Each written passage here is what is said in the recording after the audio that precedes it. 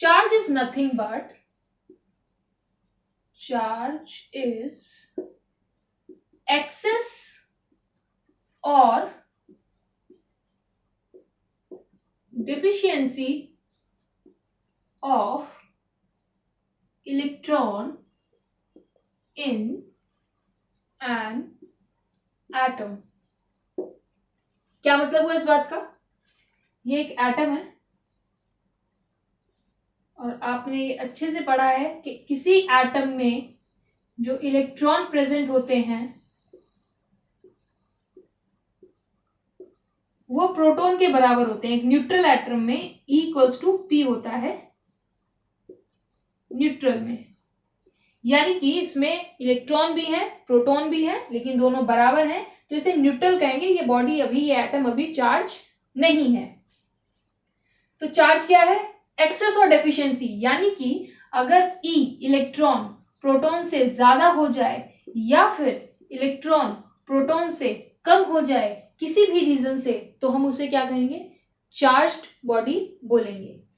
अगर electron proton से ज्यादा हो गए तो इलेक्ट्रॉन की चार्ज कैसी होती है? नेगेटिव, यानी कि ये हो जाएगा नेगेटिवली चार्ज्ड। अगर इलेक्ट्रॉन कम हो जाए तो किसकी वैल्यू ज्यादा होगी? प्रोटॉन। प्रोटॉन कैसा होता है? पॉजिटिव, तो ये क्या हो गया? Positively charged. तो क्या डेफिनेशन देखी हमने चार्ज की? चार्ज इज एक्सेस और deficiency of electron in an atom.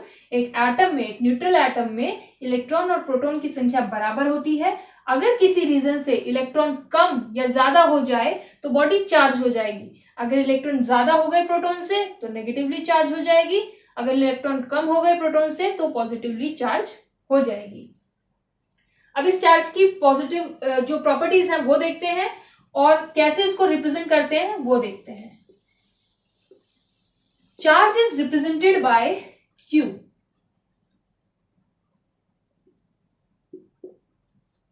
Represented by Q। Mathematically Q is equals to IT, यानी कि charge is equals to current into time. Dimension क्या है इसकी? डायमेंशनल फॉर्मूला आपने 11th में निकालना सीखा है। क्या है डायमेंशन? I के लिए एम्पियर और T के लिए टाइम, तो डायमेंशन हो गई 80। यूनिट क्या है चार्ज की? कूलाम।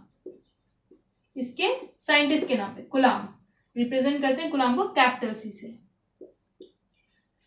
कूलाम एक बड़ी यूनिट है, तो अगर हम नॉर्मली डील कर रहे हैं करंट से तो हम माइक्रो कूलाम या फिर मिली कूलाम में बात करेंगे।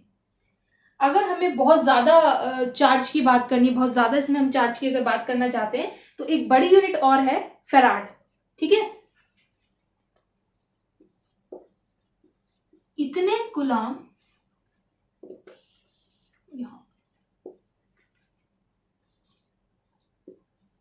this much coulomb equals to 1 farad।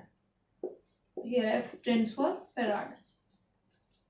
ठीक है, ये भी एक यूनिट है चार्ज की। Definition represented by Q, mathematically Q equals to IT, that is charge equals to current into time, dimension 80, unit coulomb। Practically हम जो छोटे मोटे काम के लिए लेंगे माइक्रो कूलाम, मिली कूलाम। कूलाम अपने आप में एक बहुत बड़ी यूनिट है, और अगर हमें बहुत बड़े चार्ज की बात करनी है तो हम फेराड यूनिट का यूज करते हैं, where 1 farad is equals to 9,6500 coulomb. अब बात करेंगे चार्ज की प्रॉपर्टीज की। पहली प्रॉपर्टी चार्ज की ये है कि चार्ज दो टाइप का है। चार्ज की प्रॉपर्टीज क्या क्या है? प्रॉपर्टीज, पहला, it is of two type, positive and negative. Positive and negative. Negative कब? जब E greater than P। Positive कब? जब P ग्रेटर देन E।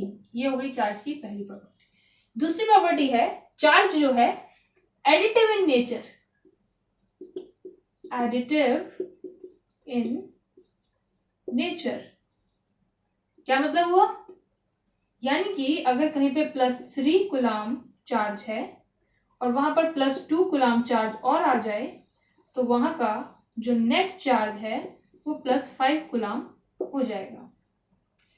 अगर किसी जगह पर +4 कूलम चार्ज है और वहां पर -6 कूलम चार्ज और आ जाए तो वहां का नेट चार्ज जो है वो 2 कूलम हो जाएगा। This is additive in nature.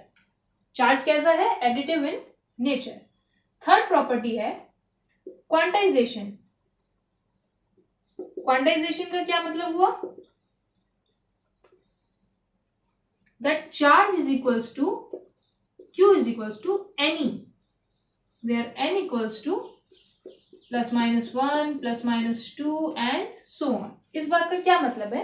इस बात का ये मतलब है कि इलेक्ट्रॉन किसी एटम से कैसे लूज होगा या गेन होगा, या तो 1 इलेक्ट्रॉन लूज होगा, या 2 होगा, या 3 होगा। Same with gain. कभी ऐसा नहीं होगा कि 1.5 इलेक्ट्रॉन चला गया, 2.5 इलेक्ट्रॉन आ गया। तो इसका मतलब क्या है कि चार्ज या तो 1 इलेक्ट्रॉन के बराबर होगा, या 2 के, या 3 के, या 4 के।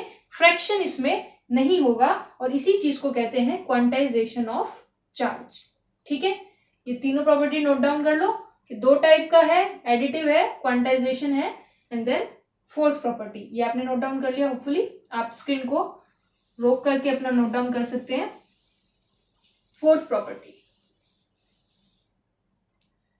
प्रॉपर्टी है कि charge can not exist without mass. Charge can not exist without mass. क्या मतलब है इस बात का? नेक्स्ट पॉइंट से इसका मतलब क्लियर होगा। नेक्स्ट पॉइंट में आप एक चीज देंगे कि जो कंडक्टर होता है ना, कंडक्टिंग बॉडी, उसमें चार्ज जो है वो सरफेस पे रहता है। इसको मैं कितना भी चार्ज दूं, इसकी सरफेस पे ही रहेगा, इसके अंदर नहीं जाएगा। ठीक है, सिर्फ सरफेस पे रहेगा चार्ज एक कंडक्टर में, अंदर नहीं जाएगा। वही एक नॉन कंडक्टर की अगर मैं बात करूं,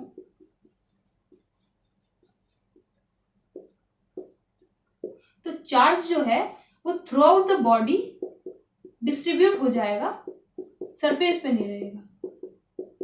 ठीक है, नॉन कंडक्टर में चार्ज बॉडी में डिस्ट्रीब्यूट हो जाता है, कंडक्टर में चार्ज सरफेस पर ही रहता है। अब इस पॉइंट का क्या मतलब हुआ कि charge can not exist without mass. If suppose कोई बच्चा ये कहता है कि मैम हम एक नॉन कंडक्टर ले रहे हैं और हमने ये होलो रखा है, हमने यहाँ पे जगह ही नहीं छोड़ी, मास ही नहीं है यहाँ पे, तो फिर चार्ज कहाँ जाएगा? Charge can not exist without mass, और आपने यहाँ मास छोड़ा नहीं, ये होलो है, इसके लिए चार्ज सरफेस पे ही रहेगा। बट दैट डजंट मीन कि ये कंडक्टर है, ये है नॉन कंडक्टर ही, ये नॉन कंडक्टर है, लेकिन क्योंकि यहाँ चार्ज ही नहीं है, ये होलो है, इसलिए चार्ज की मजबूरी है कि उसको सरफेस पे जगह लेनी पड़ी। तो क्या इन पॉइंट्स को अगर हम क्लियर करें तो एक कंडक्टर में चार्ज सरफेस पर रहेगा हमेशा, चाहे कितना भी हैवी कंडक्टर हो, कोई रॉड हो, हमेशा सरफेस पे रहेगा। एक नॉन कंडक्टर में हमेशा वॉल्यूम में डिस्ट्रीब्यूट हो जाएगा, सरफेस पे नहीं रहेगा। बट अगर आपने एक ऐसा नॉन कंडक्टर बना दिया जो होलो है, उसमें अंदर जगह ही नहीं है, वो सिर्फ एक पाइप की तरह है, तो फिर चार्ज कहाँ जाएगा?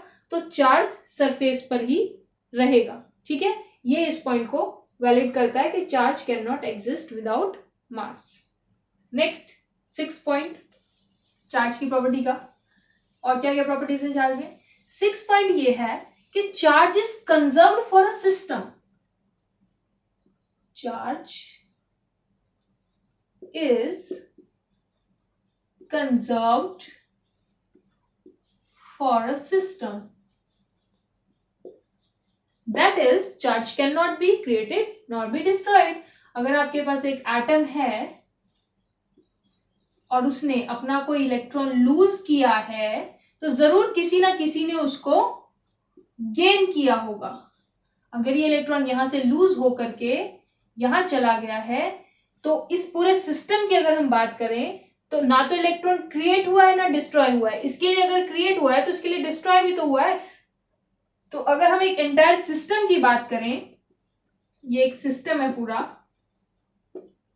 तो इसमें ना तो चार्ज क्रिएट हुआ है ना ही डिस्ट्रॉय हुआ है, बैलेंस रहा है। तो charge is conserve for a system. ये है चार्ज की 6th property. 7th property charge की क्या है? डिराइव्ड है ये।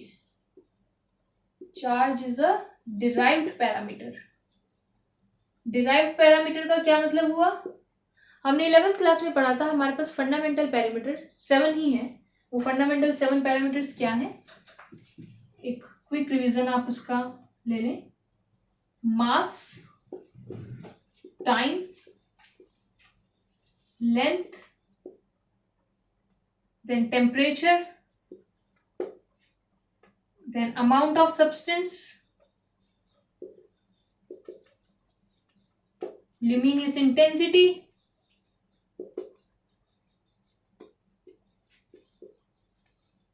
and current। ये 7 आपके फंडामेंटल क्वांटिटीज हैं। इसके अलावा जो भी हम पढ़ रहे हैं वो सब डिराइव्ड क्वांटिटीज हैं। और चार्ज कैसा है? डिराइव्ड क्वांटिटी है। ठीक है, तो हमने अभी क्या देखा? हमने ये देखा कि चार्ज क्या है। चार्ज क्या है? नथिंग बट एक्सेस और deficiency of electron in an atom. उसके हमने टोटल 7 प्रॉपर्टीज देखे हैं।